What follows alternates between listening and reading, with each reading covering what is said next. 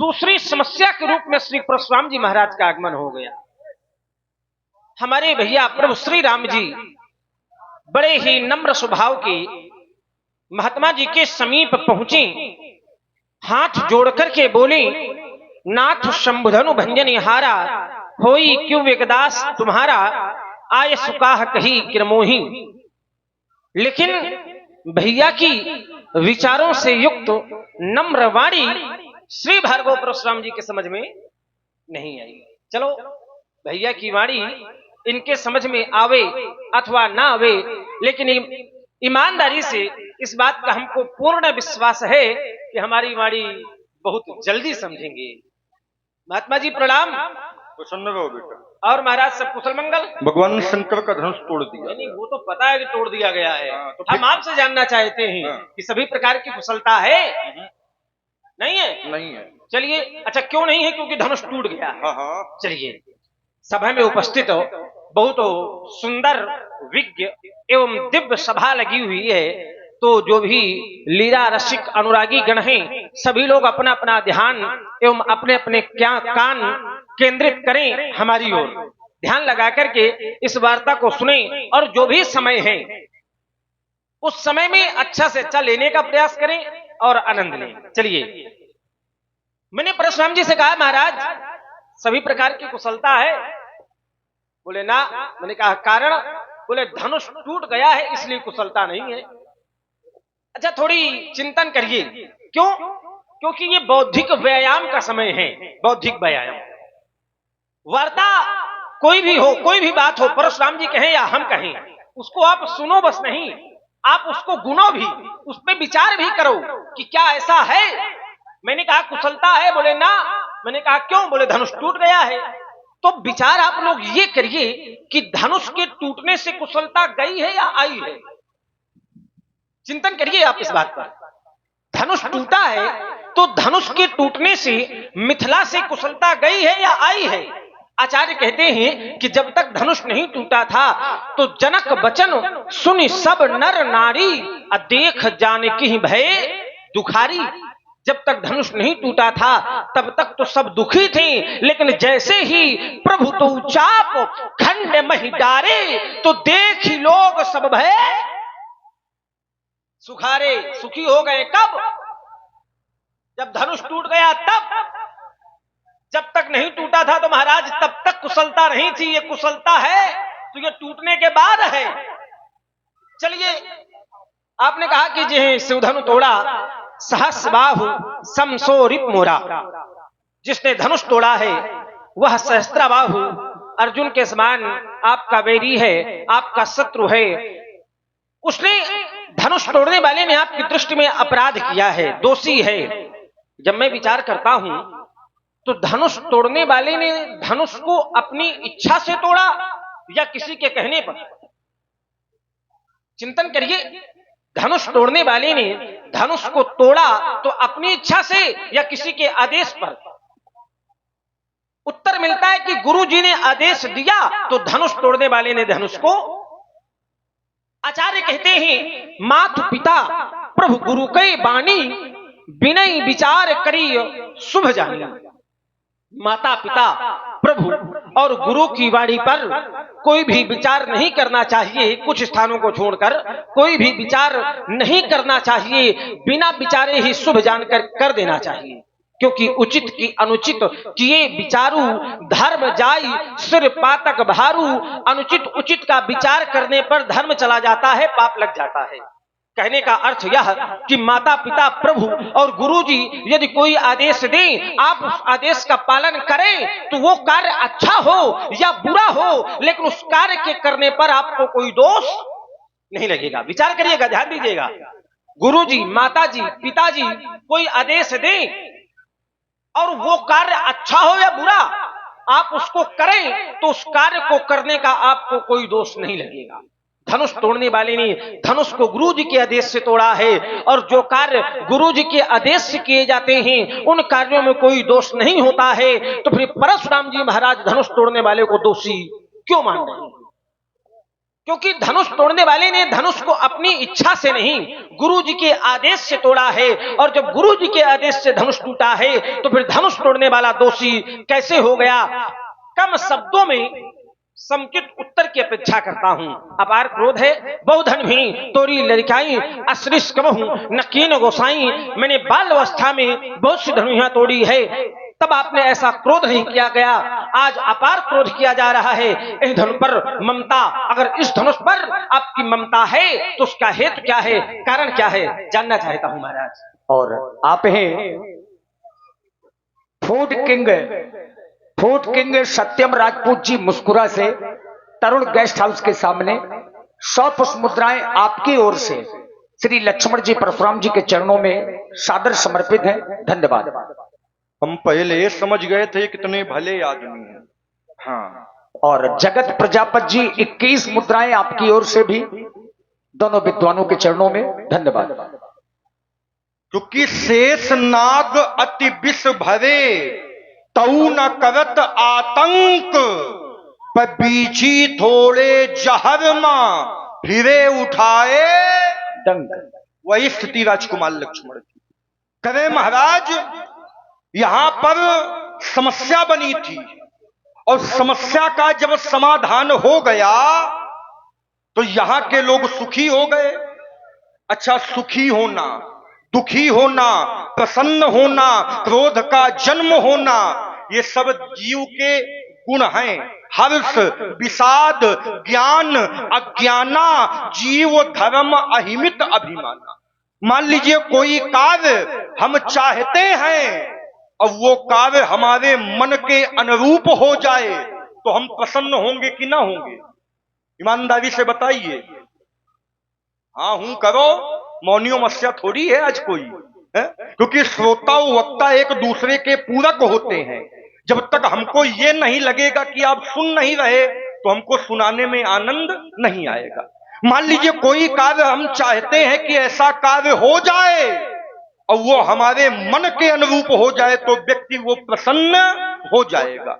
और यहां के लोग चाहते रहे होंगे कि धनुष का खंडन हो जाए, धनुष टूट गया तो यहाँ के लोग प्रसन्न हो गए। और ईमानदारी से बताइए, जब से हमारा आगमन हुआ है यहाँ कोई प्रसन्न है? जब से हमारा आगमन हुआ है तो सुर मुनि नाग नगर नर नारी सोचहि सकल त्रास उर भारी, मन पछतात सीय महतारी विद सब सौरी बात बिगारी। यहाँ के लोग जो कभी सुखी थे वो अब पुनः दुखी हो गए। तो ये सुख स्थिर नहीं रहता, और जो स्थिर ना रहे समाज में उसको मान्यता दी नहीं जाती। पहली बात। दूसरी बात, कहे महाराज यहां आप समस्या बन के आए हैं। बेटा, हम समस्या बन के नहीं, हम समाधान बन के आए हैं।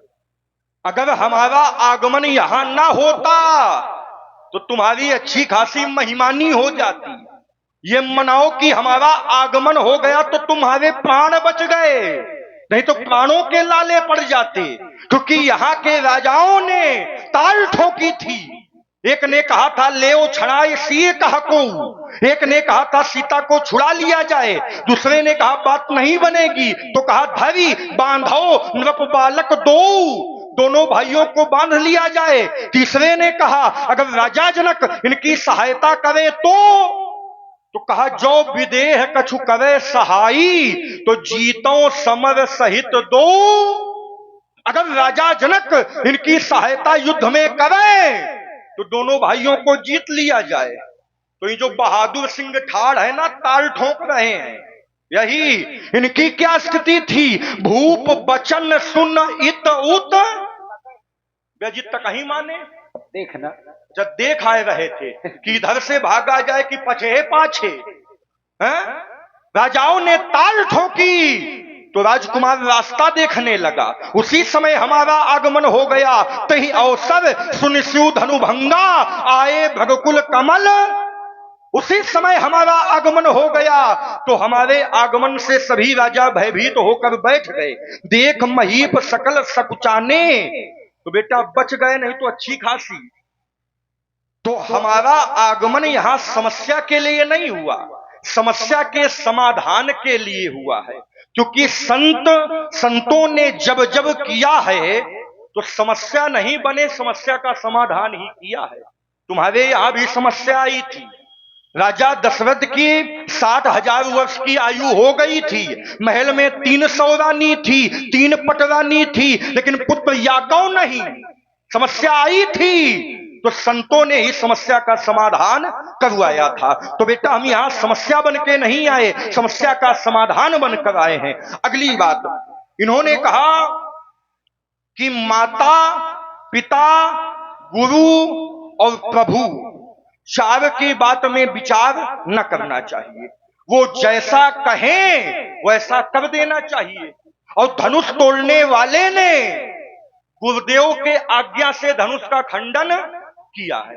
अच्छा ईमानदारी से बताइए, आप सभी सुधी जन बैठे हैं, अगर कोई गुरु अपने शिष्य से कहे जाकर के हमारे गुरु बाबा की कुटी में आगी लगा दो, तो क्या शिष्य का यही कर्तव्य है कि गुरु बाबा की कुटी में आगी लगा दे?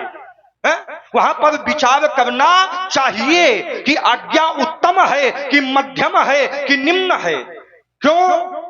क्योंकि हिरण्यकश्यपु ने अपने पुत्र प्रहलाद को आदेश दिया था कि भगवान का भजन तुम ना करो, आदेश था पिता का, तो पुत्र को मान लेना चाहिए। लेकिन क्या प्रहलाद ने अपने पिता की बात मानी? नहीं मानी, क्योंकि मानने योग्य नहीं थी, इसलिए मानी नहीं गई। राजा बलि ने क्या शुक्राचार्य की बात मानी? जब राजा बलि ने इंद्र के पद को प्राप्त करने के लिए 100 अश्वमेध यज्ञ करने का संकल्प लिया, 99 यज्ञ कर लिया, ये देवता भगवान विष्णु के पास भागे गए, कहा महाराज 100 अश्वमेध यज्ञ हो जाएगा तो बलि इंद्र बन जाएगा, भी हमारा क्या होगा? तो साक्षात नारायण वामन रूप धारण करके राजा बलि के द्वार में पहुंचे और 3 पग भूमि की याचना किया। शुक्राचार्य जी ने मन में विचार किया, इतना जीवन हो गया लेकिन इतना संतोषी ब्राह्मण नहीं देखा, जरूर दाल में कुछ काला है। ध्यान लगाकर देखा तो भगवान का स्वरूप उनके दृष्टि के सामने दृष्टिगोचर होने लगा। उन्होंने कहा राजा बलि सावधान, ये 51-52 53 नहीं है, एस वैवोचने साक्षात भगवान विष्णु रव्यय कश्यपादिते जाता देवाकार साधका, ये साक्षात नारायण है। 3 पग भूमि इनको दोगे तो 3 पग में तुम्हारा सब नाप लेंगे, तुमको भिखारी बना देंगे, इनको दान न दो। गुरुदेव आदेश दे रहे हैं कि दान न करो, लेकिन क्या राजा बलि ने गुरु की बात मानी? उन्होंने कहा संसार को देने वाला मेरे द्वार पर खड़ा है, अगर आज मैंने इनको खाली हाथ लौटा दिया तो मेरे समान अभागी कौन होगा? गुरुदेव ने आदेश दिया था, लेकिन वहां गुरुदेव की बात नहीं मानी गई। क्यों? क्योंकि गुरुदेव की बात मानने योग्य नहीं थी। तो धनुष तोड़ने वाले ने यहां भगवान शंकर के धनुष को तोड़ दिया, तो क्या यह उचित है महाराज? हो गया। देखिए मिश्री जी प्रथम में ही कहा था कि, और इसी सुंदर संवाद में श्री जगत प्रजापत जी 21 मुद्राएं, जय मां गजानन किराना स्टोर प्रोप्राइटर श्री राजेंद्र सिंह जी परिहार 21 मुद्राएं आपकी ओर से भी। हमारे ब्रजेंद्र सिंह जी जहां भी हो मंच के पास आ जाएं। धन्यवाद। चलिए महाराज, हमने प्रथम में ही ये निवेदन किया था कि बातें जो भी हों तो बहुत कम शब्दों में ही हों, ताकि जितने कम शब्दों में उत्तर होंगे उतने अच्छा सबको समझ में आएगा। ठीक, चलिए आपने हमारे तर्क को थोड़ी घुमा करके दिखाने का प्रयास किया। मैंने सीधे सीधे एक तर्क दिया था कि माता पिता प्रभु और गुरु के आदेश से जो कार्य किए जाते हैं उन कार्यों को करने में कोई दोष नहीं लगता। माता पिता प्रभु और गुरु की वाणी पर विचार नहीं करना चाहिए कुछ स्थानों को छोड़ करके, ये मैंने पहले कहा था। ठीक, तो ऐसा लगता है कि या तो आप सुनते नहीं हैं या फिर आप सुनते तो हैं लेकिन जब सभी दरवाजे बंद हो जाते हैं तो आप जबरदस्ती निकलना चाहते हैं। कोई ना कोई कारण अवश्य है। आपने कहा कि हिरण्यकश्यप ने कहा प्रहलाद से कि भगवान को ना मानो, लेकिन हिरण्यकश्यप ने पिता की बात नहीं मानी। अच्छा, हिरण्यकश्यप ने क्या कहा था कि भगवान को ना मानो, भगवान का विरोध करने के लिए कहा था, तो प्रहलाद ने बात नहीं मानी। शुक्राचार्य ने राजा बलि से भी यही बात कही थी कि भगवान को ना मानो, भगवान को दान ना दो, तो राजा बलि ने भगवान का विरोध नहीं किया। कहने का अर्थ यह, मैंने प्रथम में इसलिए कहा था कि कुछ स्थानों को छोड़ करके, जैसे संसार के माता पिता, संसार के गुरु अगर भगवान का विरोध करने के लिए कहें तो उनकी बात ना मानो, अन्यथा हर स्थान पर उनकी बात मानो। मैंने इसलिए प्रथम में कहा था। कुछ स्थान और हैं, जैसे गुरुजी भोजन कह रहे हो, गुरुजी कह दे कि बस अब कुछ नहीं चाहिए, तो शिष्य अगर कह दे कि प्रभु एक और अब दे दिया जाए तो उसमें कोई दोष नहीं है। माता पिता शयन कर रहे हो, पुत्र सेवा कर रहा हो, माता पिता कहें बस पुत्र अब सेवा नहीं, अब पुत्र फिर भी सेवा करता रहे, तो दोष नहीं है। अन्य स्थानों को मानना चाहिए। चलिए, मैं आपकी बात को दो शब्दों से काटे दे रहा हूं। परशुराम जी ने अपनी माता का वध किया, क्यों भाई? इस बात को सब लोग जानते हैं। कौन कौन जानता है इस बात को? सब लोग जानते हैं। परशुराम जी ने माता का वध किया, किसके कहने पर? पिताजी के कहने पर। आचार्य कहते हैं कि परशुराम पितु आज्ञा राखी, अब मारी मातु लोक सब।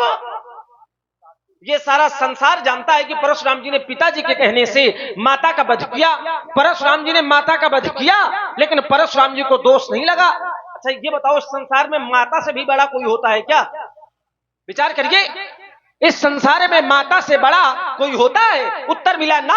परशुराम जी ने माता का वध किया, लेकिन परशुराम जी को दोष नहीं लगा। क्यों नहीं लगा? क्योंकि पिताजी ने आदेश दिया था, इसलिए परशुराम जी को दोष। वही बात तो मैं भी कह रहा हूं कि अगर पिताजी के आदेश से माता जी को मार रहे हो, दोष नहीं लग रहा, तो धनुष तोड़ने वाले ने गुरु जी के आदेश से धनुष को तोड़ दिया, तो दोषी कैसे? विचार करिए, भले आदमी पिताजी के आदेश से आपने माता को मारा, आपको दोष नहीं लगा, तो गुरु के आदेश से अगर धनुष तोड़ने वाला धनुष को तोड़ रहा है, तो वो दोषी कैसे हो गया? आचार्य कहते हैं, ब्रह्मांड धाय कर्माणि संगत कत्वा करोतिशा लिप्ते तेन पापेने पद्म पत्र मिवं विषा। जो कार्य माता पिता प्रभु और गुरु के आदेश से किए जाते हैं, उन कार्यों को करने में कोई दोष नहीं होता। कैसे नहीं होता? बोले ठीक वैसे नहीं होता जैसे कमल का पुष्प जल में रहता है, लेकिन जल में कभी लिप्त नहीं होता है। रहता जल में है, लेकिन जल में कभी लिप्त नहीं होता। जल चाहे जितना बढ़ जाए, कमल का पुष्प सदैव उससे अलग ही ऊपर ही रहेगा। ठीक उसी प्रकार जो कार्य माता पिता प्रभु गुरु के आदेश से किए जाते हैं, उनमें दोष नहीं होता। इसलिए मेरी बात सीधे सीधे है कि अगर पिताजी के आदेश से माता का वध करने में आपको दोष नहीं लगा, तो फिर धनुष तोड़ने वाले को गुरु का आदेश मानने पर दोष कैसे लग गया? एक बात। चलिए, दूसरी बात बहुत थोड़े शब्दों में